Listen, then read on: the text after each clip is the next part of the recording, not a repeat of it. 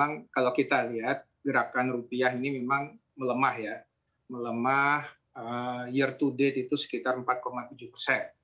Nah, cuman yang kita perlu pertimbangkan juga adalah memang ini faktor dari dolar yang kuat ya. Dolar indeks itu dari 96 ke 107 gitu ya dalam waktu 3-4 bulan terakhir. Jadi kalau kita lihat terhadap seluruh mata uang dunia ini rata-rata memang US dollar itu menguat. Terhadap rupiah menguatnya 4,7, tetapi kalau di Asia ini termasuk rupiah ini termasuk salah satu yang paling kuat gitu ya.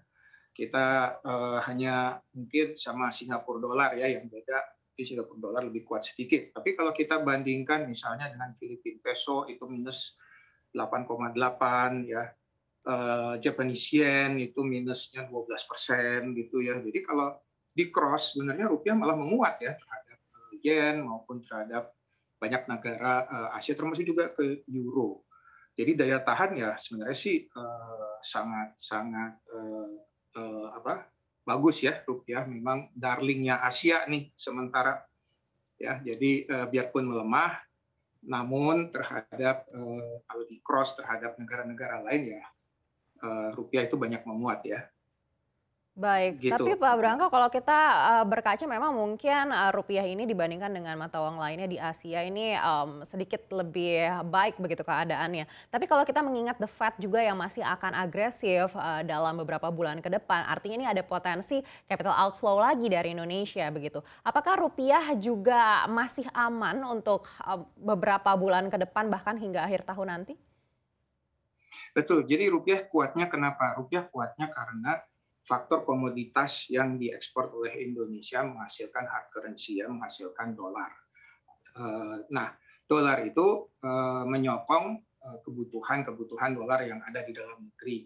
Jadi selain dari dolarnya yang sendiri kuat, rupiahnya sendiri juga menguat karena faktor komoditas yang diekspor oleh Indonesia. Jadi dengan adanya hard currency yang masuk ke Indonesia dan dikonversikan ke rupiah oleh eksportir kita, rupiah itu jadi supported gitu loh Mbak Neke. Jadi dibandingkan dengan negara-negara yang tidak punya komoditi, ya mereka akan melemah jauh lebih kuat daripada Indonesia.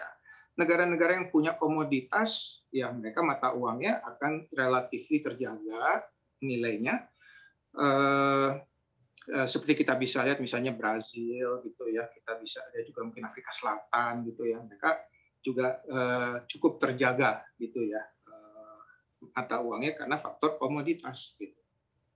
Baik, kita akan beralih ke Pak Anton. Pak Anton, kalau menurut Anda seperti apa? Ini kalau menurut Pak Branko tadi dalam beberapa bulan ke depan mungkin rupiah ini masih punya daya tahan yang kuat begitu. Apakah Anda setuju juga dengan argumen ini? Gini, ada dua faktor lain yang sebenarnya tadi mungkin belum disebutkan ya. Satu yang tadi disebutkan oleh Mbak Anneke itu banyak soal capital outflow ya. Yang dua faktor lainnya ini yang sangat bersifat musiman. Yang kalau kita lihat ini ada peningkatan di dalam permintaan dolar, terutama sekali terkait dengan liburan. Sudah 2 tahun penduduk Indonesia tidak liburan dan itu ada peningkatan yang kuat dari situ satu.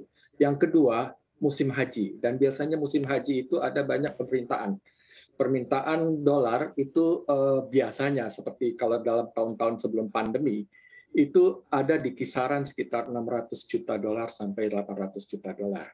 Nanti kita bisa lihat di dalam data-data balance of payments. Nah ini yang kelihatannya secara seasonal juga ikut menekan di samping tadi penguatan dolar sendiri ya dan adanya capital outflows. Kedepannya kalau kita lihat itu memang ada beberapa mulai ada semacam walaupun masih relatif percaya terhadap pasar Indonesia, tetapi ada satu titik sentimen yang masih diperhitungkan benar-benar dan diperhatikan benar-benar oleh investor yang menurut saya ini adalah cukup penting terkait dengan penanganan inflasi di Indonesia. Inflasi dianggap masih kurang real dibandingkan dengan respons kebijakan yang ada di dalam dilakukan oleh Bank Indonesia terutama dalam hal ini. Itu yang menjadi pertanyaan sentimen dari investor sebenarnya.